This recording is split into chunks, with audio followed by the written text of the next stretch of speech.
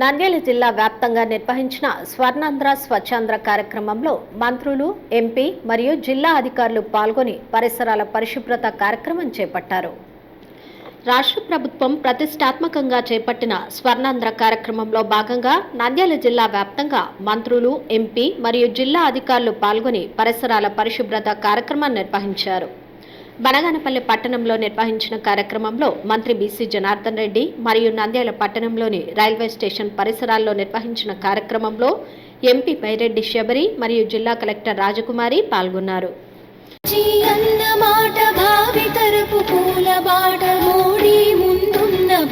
స్వచ్ఛమైన భరత తోట, స్వచ్ఛ భారతం పరిశుభ్రతం సాకార తోరణం.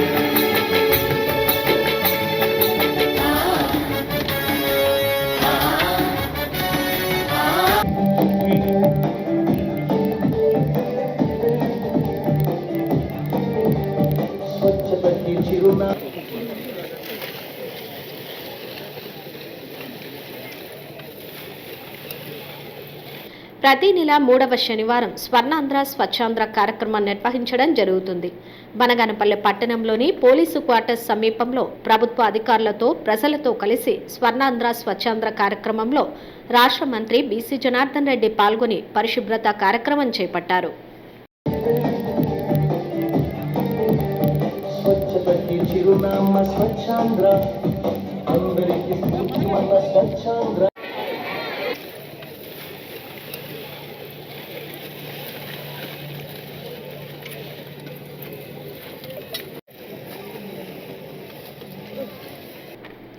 ప్రజలు అధికారులతో స్వర్ణాంధ్ర స్వచ్ఛాంధ్ర ప్రతిజ్ఞ చేయించారు.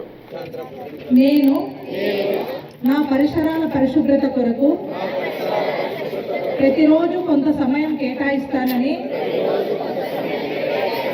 నా వంతు కృషిగా స్వచ్ఛత కార్యక్రమాల కొరకు శ్రమదానం చేసి మంత్రి మాట్లాడుతూ కూటమి ప్రభుత్వ ఆధ్వర్యంలో ప్రతి నెల 3వ శనివారం రాష్ట్ర వ్యాప్తంగా కార్యక్రమాన్ని నిర్వహిస్తున్నట్లు తెలిపారు. విద్యార్థులు ప్రతిరోజు తల్లిదండ్రులకు చెప్పి చెత్తబుట్టల్లో చెత్తను వేసే విధంగా తెలియజేయాలని సూచించారు. కార్యక్రమంలో టీడీపీ నాయకులు, అధికారులు పాల్గొన్నారు.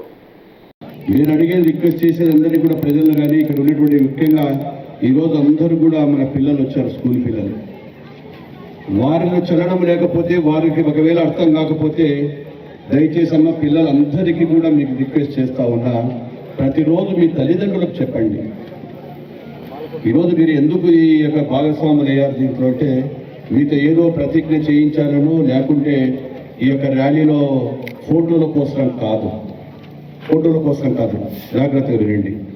మీరు మీ తల్లిదండ్రులకు చెప్తారు, కనీసం మీరు చెప్పినా కన్నా తల్లిదండ్రులు మారుతారు. అనారోగ్యం పాలైతే మీరు రోడ్డు మీద ఎంత వేస్తారు నష్టమో, మీరు అనారోగ్యం పాలైనప్పుడు ఆసుపత్రికి వెళ్ళాలి, శరీరం దెబ్బతింటుంది, దానివల్ల ఖర్చులు వస్తాయి.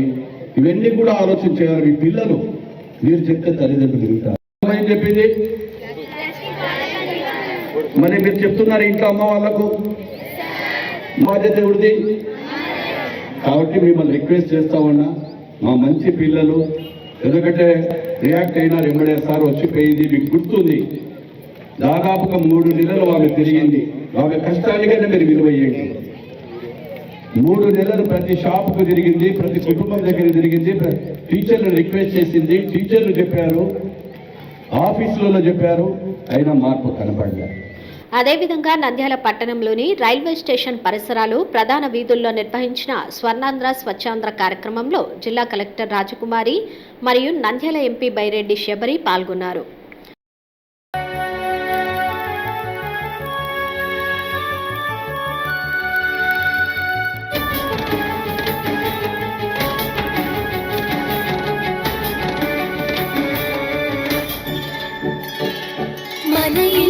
మన వాకిలి, మన జిల్లా, మన రాష్ట్రం, మన దేశం, మనమంత మమేకమై కదలాలి. మన ఇల్లు, మన వాకిలి, మన జిల్లా, మన రాష్ట్రం, మన దేశం, మనమంత వారు మాట్లాడుతూ ప్రతి పౌరుడు పరిసరాలను పరిశుభ్రం చేయడంలో భాగస్వామ్యం కావాలని పిలుపునిచ్చారు.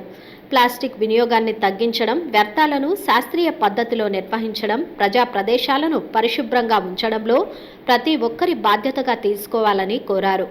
మున్సిపల్ మరియు రైల్వే శాఖల సమన్వయంతో ప్రత్యేక పారిశుద్ధ్య పనులు చేపడుతున్నట్లు పేర్కొన్నారు. కాలువల పూడికతీత పనులు, అవసరమైన చోట్ల స్లాబ్లు ఏర్పాటుకు చర్యలు చేపట్టినట్లు తెలిపారు. కార్యక్రమంలో మున్సిపల్ అధికారులు, రెవెన్యూ అధికారులు పాల్గొన్నారు. ఒక రాష్ట్ర ప్రభుత్వాలు, కేంద్ర ప్రభుత్వాలు ఒక్కటే దీనికి రెస్పాన్సిబిలిటీ తీసుకోకుండా ఇక్కడ ఉన్న ప్రతి ఒక్కరూ కూడా ఈ రెస్పాన్సిబిలిటీ తీసుకోవాలి. ఎందుకంటే కేవలం మనతో మేమొక్కటే చేయడం కాదు, మీతో మార్పు రావాలి అనే ఉద్దేశంతో మన నంద్యాల వచ్చేసి it is the hottest area in south ఇండియాలోనే.